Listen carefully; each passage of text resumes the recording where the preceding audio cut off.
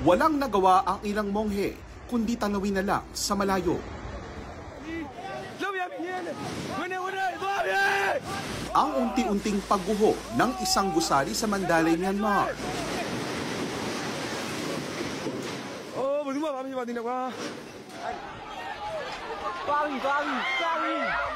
Sa ibang lugar, natanggal naman ang tore ng isang pagoda sa lakas ng pagyanig.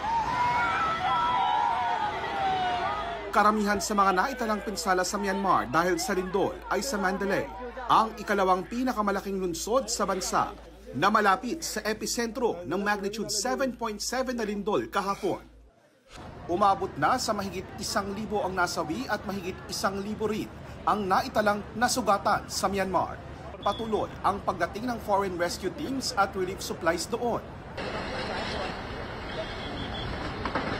Sa Thailand, kung saan matinding pagyanig din ang naramdaman, hindi bababa sa 9 ang naiulat na nasawi. Karamihan sa kanila nasawi sa pagguho ng ginagawang gusali sa Chatukak District sa Bangkok.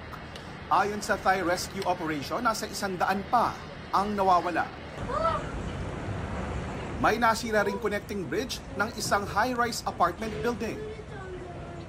Ilang debris din ang bumagsak. Mala waterfalls naman ang tubig galing sa rooftop pool. Pansamantalang sinuspinde ang operasyon ng mga tren. Isinara na rin ang ilang kalsada bilang pag-iingat. Naramdaman din ang pagyanig sa mga kalapit na bansa ng Myanmar, kabilang na ang China. Kabilang sa mga napinsala ang gusaling ito sa lungsod ng Ruili sa Yunnan Province. 2 ang naiulat na nasugatan. Kabilang ang China sa mga nagpadala ng tulong sa Myanmar. Para sa GMA Integrated News, ako po si JP Soriano, nakatutok 24 oras.